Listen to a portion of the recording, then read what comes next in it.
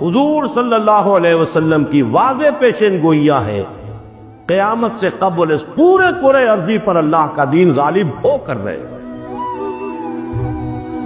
میں نے بارہا کہا اپنی تقریروں میں کبھی نہ مانتا کہ ایسا ہو سکتا ہے اگر حضور نے نہ فرمایا ہوتا۔ حضور سے پہلے کسی رسول کے ہاتھوں نہیں ہوا، تو اب جبکہ نبوت ختم، رسول ختم، رسالت ختم، اب کیسے ہو جائے گا؟ بدھ جیسے ٹٹپونجیے قسم کے قائدین کے ذریعے سے کیسے ہو جائے گا؟ جبکہ انبیاء کے ہاتھوں نہیں ہوا، موسیٰ کے ہاتھ سے نہیں ہوا، عیسیٰ کے ہاتھ سے نہیں ہوا، ابراہیم کے ہاتھ سے نہیں ہوا، نوح کے ہاتھ سے نہیں ہوا، کیسے ہو جائے گا؟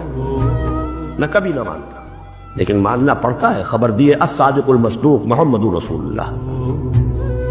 لا يبقى على ظهر الارض بيت وبر ولا مدر الا ادخل الله كلمة الاسلام۔